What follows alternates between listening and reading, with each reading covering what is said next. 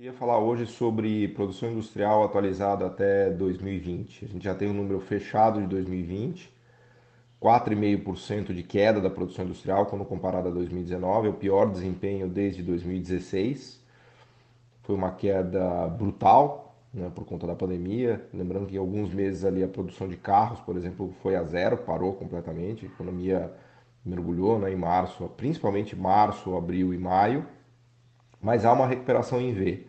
Aqui é realmente o único setor da economia brasileira que está se recuperando de maneira muito forte. Se a gente olhar na ponta, o nível de produção na ponta, em dezembro de 2020, já praticamente alcançou o nível de produção de outubro de 2017. Então a gente está superando até níveis de produção industrial do, do final do ano passado, do final de 2019 e do início de 2020. Né? Lembrando que produção industrial são várias categorias, né? Desde móveis, eletrodomésticos. Aqui inclui também a produção extrativista. Né? A produção industrial ela é composta pela produção manufatureira ou do que a gente chama da indústria da transformação e pela extrativista. Né? O problema é que a extrativista representa não mais do que 1%, 2% do PIB, né? Enquanto que o resto da produção industrial representa mais ou menos 10% do PIB. Já foi 30% do PIB nos anos 80, né? Mas claro, ali era uma fase também de muito protecionismo e tinha uma, entre aspas, uma produção industrial meio artificial, né?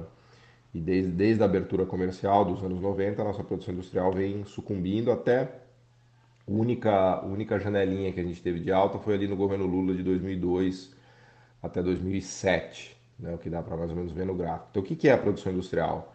É, Vou até falar umas categorias aqui para ficar mais claro, né? Produção de alimentos, produção de bebidas, produção de fumo, têxteis, vestuários em geral, calçados, artigos de couro, madeira, papel e celulose, perfumaria, cosméticos, sabão, química, farmácia, tudo isso entra na categoria de produção industrial, né? Borracha, plástico, metalurgia, máquinas em geral e componentes, né? Móveis, como eu tinha falado, veículos, né? Veículos gerais, carros, caminhões. Então tudo isso é a produção industrial. Esse gráfico aqui ele mostra de maneira agregada ou consolidada esses números de produção industrial da economia brasileira. Então ele é um dado muito relevante para a gente entender o que está acontecendo no Brasil. E tem duas informações para a gente olhar. A primeira é que a produção industrial ainda está aquém, bem aquém, né, do 2010, 11, 12. Se vocês olharem no gráfico, quando a gente atingiu o número índice 105, a ideia é que esse número índice, que é uma série construída pelo IBGE, que é a pesquisa da PIM, Produção Industrial Mensal, tem o objetivo de construir um índice que capture, né, o que consiga medir o que está sendo produzido de todos esses bens que eu comentei aqui. Então a gente ainda está 15% abaixo de 2012. Então, se quiserem, passado uma década, né, se quiser fazer a conta do 2010 e 11, uma década depois a gente está com a produção industrial ainda 15% abaixo do que era em 2010, 11 e 12. Isso dá uma ideia de quão destruído foi o nosso setor industrial. Tudo que a gente teve de crescimento de PIB pós 2012, 13, 14 foi basicamente no setor de serviços, especialmente aquele serviço não tradicional, não sofisticado, que é tradicional, de baixo salário, de baixa produtividade, sem capital humano, né?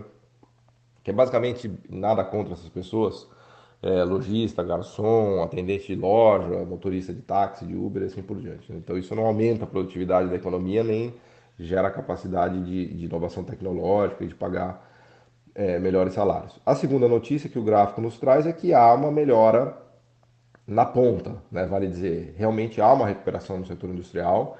Isso se deve, a meu ver, a duas coisas. Primeiro, o que aconteceu com a macroeconomia em termos de juros e câmbio. A gente tem hoje um juro muito baixo, juro real negativo, né? Que é algo que nunca se viu no Brasil, com essa intensidade de juro real menos 2%, e um câmbio muito desvalorizado. Né? Houve uma desvalorização cambial brutal.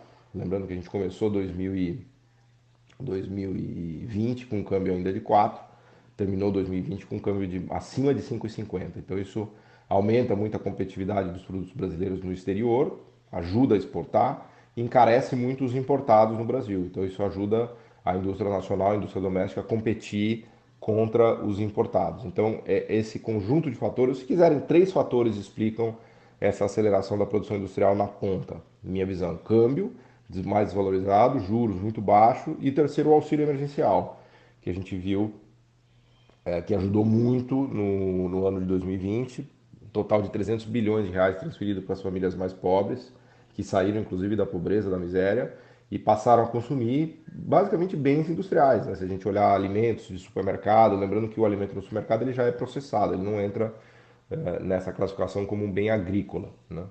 Então,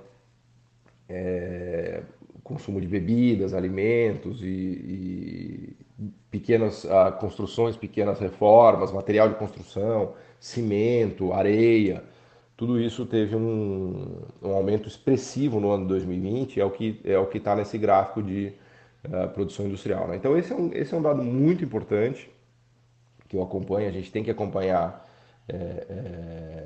todo mês, né?